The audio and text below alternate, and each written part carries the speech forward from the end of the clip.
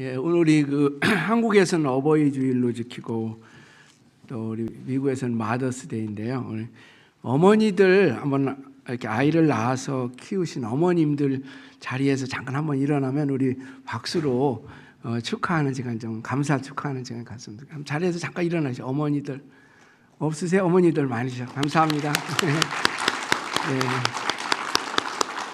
그런 말 있잖아요. 여자는 약하지만 어머니는 강하다. 그래서 어머니들 때문에 정말 우리 자녀들이 잘 양육하고 있습니다. 얼마나 감사한지 모르겠습니다.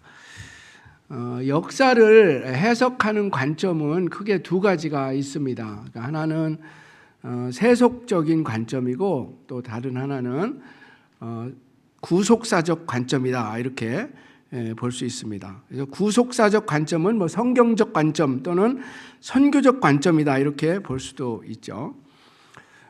세속적인 관점이라는 것은 역사를 문명의 발달이라는 관점으로 역사를 보는 것이죠. 그래서 역사가 계속해서 과학의 발전으로 끊임없이 발전해 간다, 그렇게 믿는 것입니다. 그래서 미래가 되면 더 좋은 세상이 열릴 거라고 생각하죠. 그래서 100세 시대가 될 수도 있고 또 자율주행 자동차 시대도 되고 우주 여행도 다니는 그런 시대를 향해서 역사가 가고 있다, 이렇게 믿는 것입니다. 또한 세속적 관점으로 보면 역사를 강대국 중심으로 기록을 합니다. 그래서 옛날부터 보면 바벨론, 페르시아, 헬라, 로마, 또 유럽, 미국, 오늘날 중국, 이런 크고 강한 나라 중심으로 세계 역사가 이렇게 주도해가고 흘러가는 것으로 그렇게 보고 있는 것이죠. 그런데 구속사적인 관점으로 보면 전혀 다른 각도에서 또 역사를 보는 것입니다. 그러니까 세상은 하나님의 창조가 있었고 인간의 타락이 있었고 그 이후로 하나님께서 인간을 죄로부터 구원하시기 위한 어떤 하나님의 행위가 계속 이어지는 이야기가 이제 나오는 것이죠. 그래서 이 구속사의 관점으로 보면 구약 시대는 세상에 많은 역사가 있지만 이스라엘 역사가 굉장히 중요했고 그 다음에 예수님이 제일 중요합니다. 그 중에서 예수님의 십자가 사건은 역사의 핵심적인 사건이 되죠. 인류 구원의 사건이기 때문에. 그리고 이제 예수님 이후에 그 교회 역사를 기술하는 데 있어서 사도행전, 우리가 지금 사도행전을 보고 있는데 여기도 보면 복음이 어떻게 이스라엘에서 시작돼서 온 세계로 전파되게 되었는지에 대해서 그 관점으로 역사를 기록해 가는 것을 볼 수 있습니다. 자, 이런 관점으로 우리가 사도행전을 이제 봐야 되는데 사도행전에서 일어나는 사건은 다 공통점이 있다면 복음과 관련된 사건이에요. 그래서 그 사건이 복음 전파에 어떻게 영향을 미쳤는지에 대해서 그런 관점으로 사도행전을 기록하고 있죠. 그렇게 볼 때 제일 중요한 사건이 사도행전에서는 오순절 성령 강림 사건이죠. 그래서 성령이 임해서 이제 사도들이 능력을 받아서 예루살렘과 온 유대와 사마리아와 땅끝까지 흩어지게 되는 그 시작이 바로 오순절 성령 강림 사건이었죠. 그리고 스데반의 순교 사건도 구속사적인 관점으로 보면 중요한 사건이라고 그랬습니다. 왜냐하면 이 사건이 있은 후에 그 믿는 사람들이 흩어지게 됐다 그랬죠. 그리고 흩어지니까 복음이 같이 이제 더 널리 전파되게 되는 계기가 된 것입니다. 또 이런 구속사적인 관점으로 보면 사울의 회심, 사도 바울의 회심이 굉장히 중요한 사건입니다. 왜냐하면 그가 회심한 후에 복음이 이제 로마 전역으로 전파되고 또 교회가 여러 도시에 세워지는 그런 일이 일어나게 됐죠. 그리고 그가 성경도 13권이나 기록을 하게 됐어요. 그러니까 이 사울이라는 한 사람의 회심이 또 구속사적인 관점으로 보면 중요한 사건이 됩니다. 그리고 오늘 본문에 있는 이 사건, 고넬료라는 사람이 이제 예수님을 믿게 된 이 사건도 아주 중요한 사건이 되죠. 그래서 베드로와 고넬료가 이제 만나는 이야기가 오늘 본문에 나와 있습니다. 여러분, 고넬료라는 사람이 어떤 사람인가? 사도행전 10장 1절에서 4절 사이에 우리가 읽은 본문에 잘 나와 있습니다. 그는 군인이었죠. 로마 군인 백부장이었고 당시에 가이사랴라는 곳에 주둔하고 있었습니다. 가이사랴, 아무 지도를 보시면 알겠지만은 예루살렘에서 이 서쪽으로 가면 그 지중해가 나오잖아요. 지중해에서 예루살렘에서 약간 위쪽에 있는 그 바닷가에 위치한 곳입니다. 근데 이곳이 당시에 로마 총독이 자리 잡고 있었고, 그러다 보니까 로마의 군대가 거기에 주둔해 있었습니다. 그리고 그 부대 중에 하나였던 이달리아라는 부대의 백부장이 바로 고넬료라는 사람이 되는 것이죠. 근데 그가 단순한 군인이었고 백부장이었다면 성경에 기록될 이유가 하나도 없죠. 그가 복음 전파에 있어서 중요한 역할을 했다라는 것입니다. 오늘 본문에 보면 그는 경건하여서 온 집안과 더불어 하나님을 경외하였던 사람이다, 이렇게 되어 있습니다. 그는 이방인이었는데 어떻게 하나님을 이렇게 경외하였던 사람인가? 그러니까 당시에 많지는 않았지만 이방인들 중에서 유대교를 믿었던 사람들이 있었습니다. 이제 그들을 뭐 영어로 하면은 God fearer 이렇게 하나님을 경외하는 사람들 이렇게 불렀습니다. 그러니까 이방인이었지만 유대교로 개종해서 성경도 믿고 여호와 하나님을 섬겼던 사람들이죠. 물론 그러나 아직 예수님을 몰랐던 사람들이. 그러니까 고넬료도 하나님을 믿고 하나님을 경외하였지만 복음은 듣지 못했고 예수님을 믿지 못한 그런 상황이었던 사람이죠. 하나님께서 고넬료라는 사람을 택하셔서 이방 선교의 문을 여는데 귀하게 쓰신 것입니다. 자, 그렇다면 이 고넬료가 어떤 사람이었을까? 여기서 경건한 사람이고 하나님을 경외하는 사람이라고 했는데 그가 어떤 경건의 모습으로 신앙생활을 했는지 우리가 한번 살펴보려고 합니다. 하나님께서 그가 어떤 사람이기에 그 많은 사람 중에 그를 택해서 이방 선교에 가장 중요한 역할을 그에게 맡기셨을까? 고넬료의 경건의 특징이 무엇인지 함께 간단하게 살펴보려고. 먼저 그는 기도를 많이 하는 사람이었어요. 그러니까 그냥 기도하는 정도가 아니라 시간을 정해놓고 기도했던 사람이라는 것을 알 수 있습니다. 오늘 본문 2절에 보면은 어떻게 나오죠? 그가 경건하여 온 지방과 더불어 하나님을 경외하며 백성을 많이 구제하고 하나님께 항상 기도하더니. 그래서 항상이라는 단어를 넣은 거 보면 그는 기도를 참 많이 했던 사람인 것 같아요. 그리고 시간을 정해서 뭐 아침에도 점심에도 저녁에도 이런 식으로 기도했던 사람이죠. 4절에서도 보면 천사가 와서 이제 고넬료에게 얘기할 때 네 기도와 구제가 하나님 앞에 상달되어 기억하신 바 되었으니, 네 기도와 구제가 하나님 앞에 상달되었다. 하나님이 다 그걸 보고 계셨고 알고 계셨다. 이렇게 말씀하고 있습니다. 그래서 고넬료는 이방인이었지만 하나님을 경외했고 늘 기도를 많이 했던 사람이라는 거예요. 그래서 하나님께서 그를 택해서 쓰신 것입니다. 기도는 피조물인 인간과 창조주 하나님과의 대화라고 할 수 있습니다.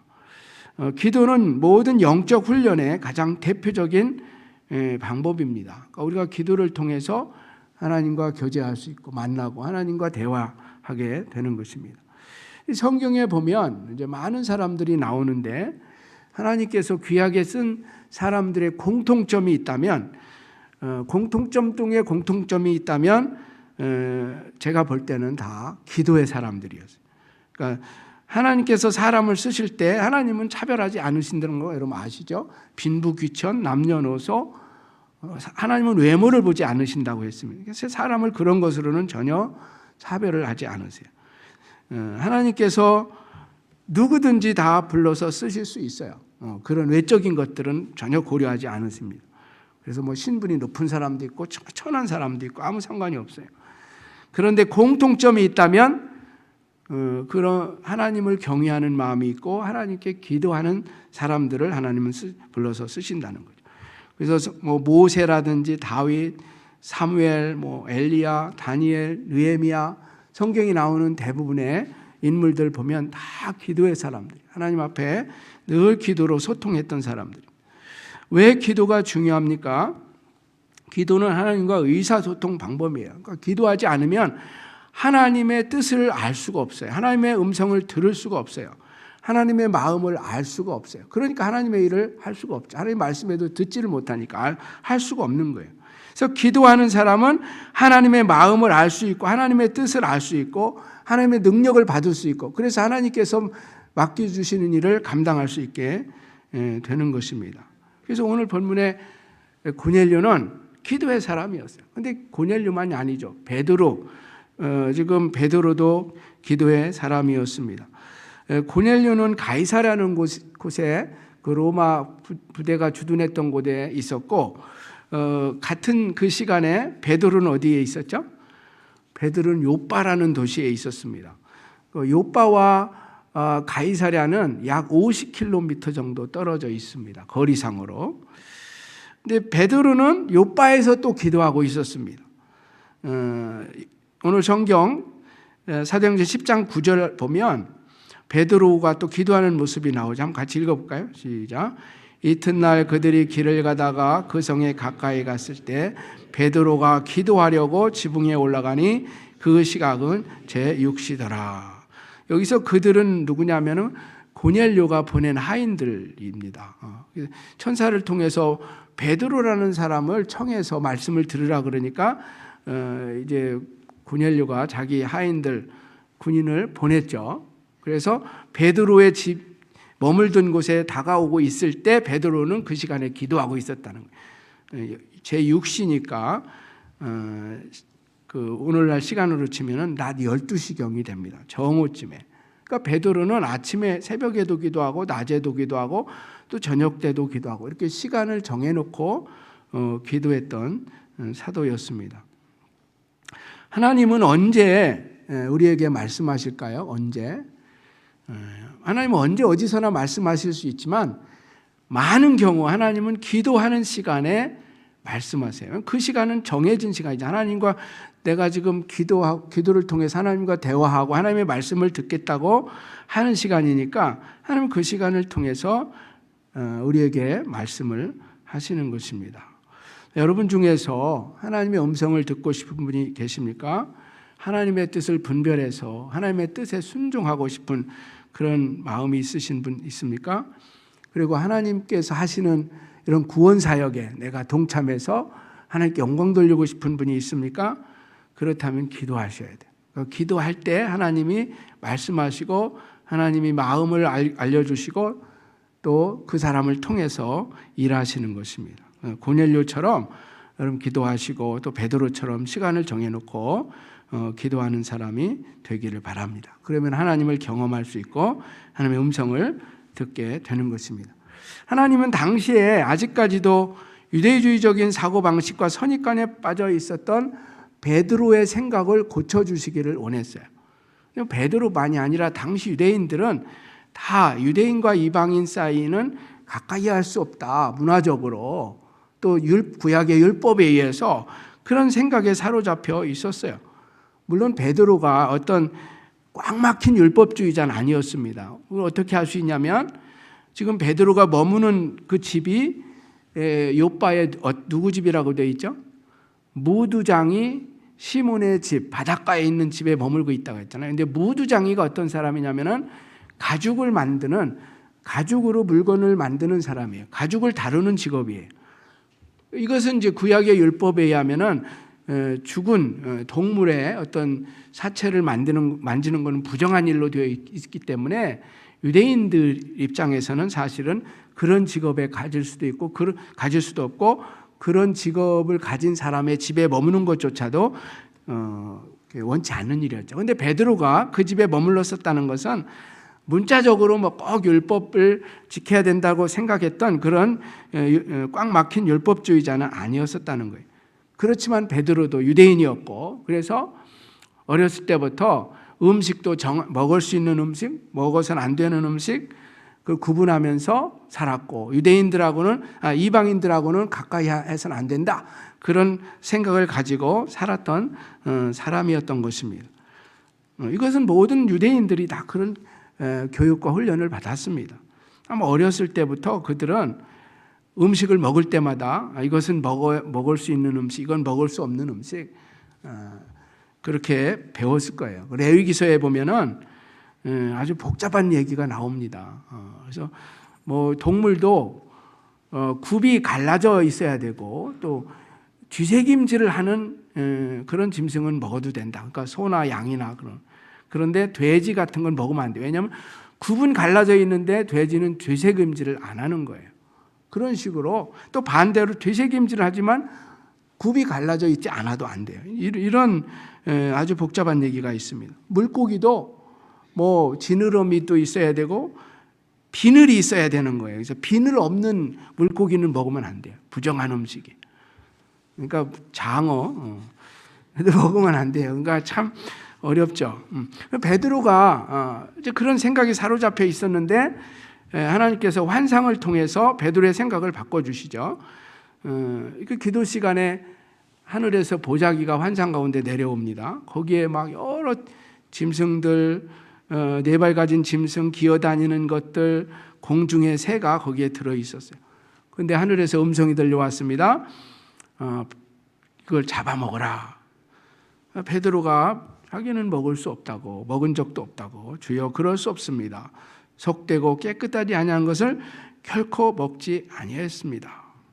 그러자 하나님께서 또 말씀해 주셨습니다. 하나님께서 깨끗하게 하신 것을 내가 속되다 하지 말라.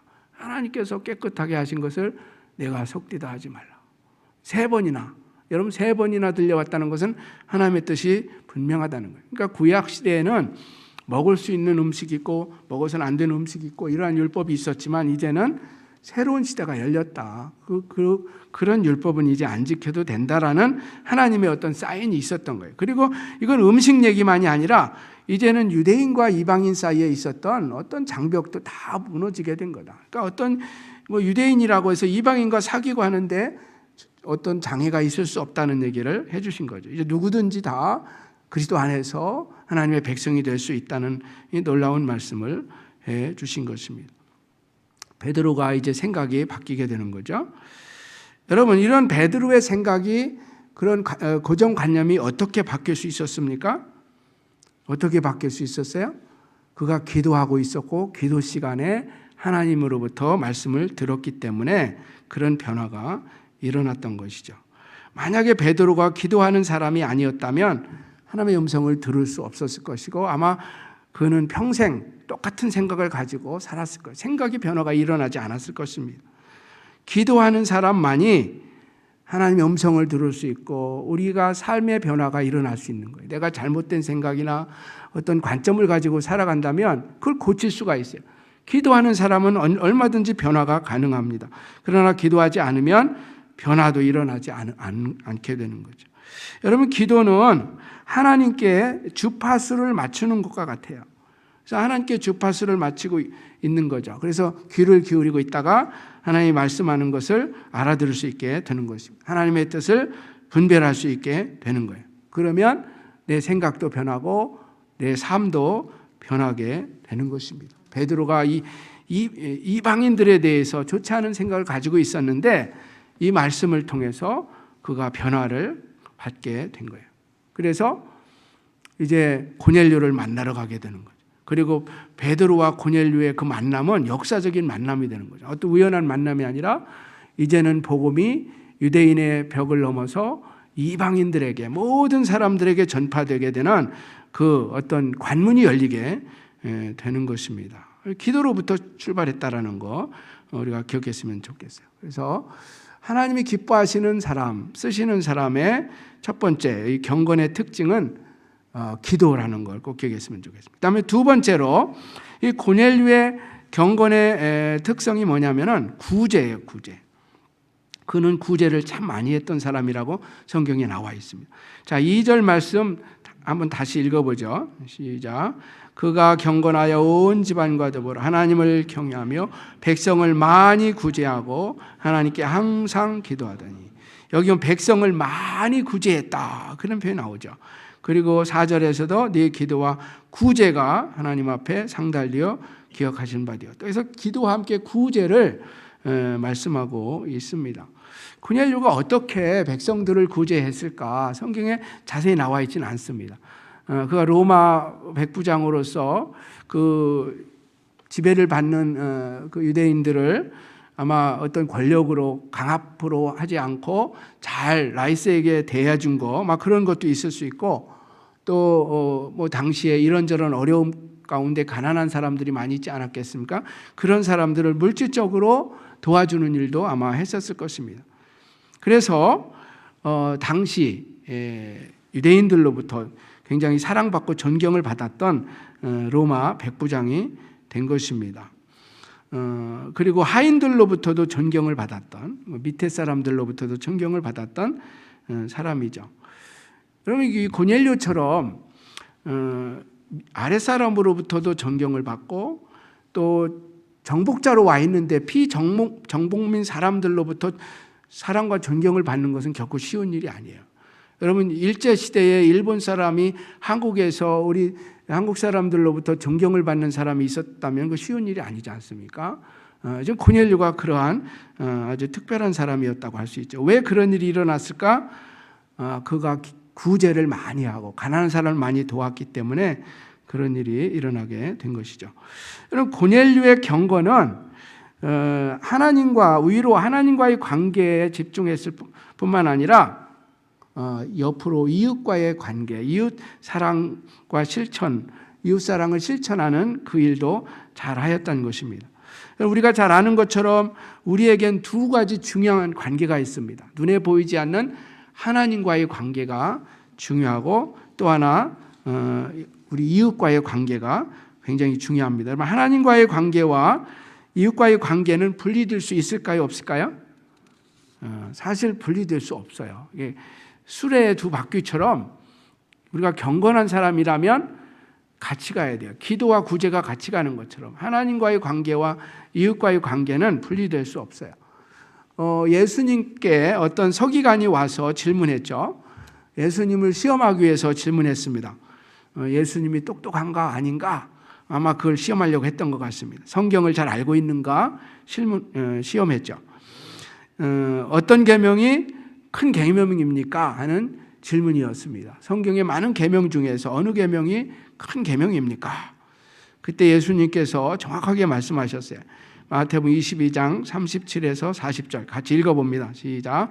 예수께서 이르시되 네 마음을 다하고 목숨을 다 뜻을 다하여 주 너의 하나님을 사랑하라 하셨으니 이것이 크고 첫째 되는 계명이요 둘째도 그와 같으니 네 이웃을 내 자신과 같이 사랑하라 하셨으니 이 두 계명이 온 율법과 선지자의 강령이니라.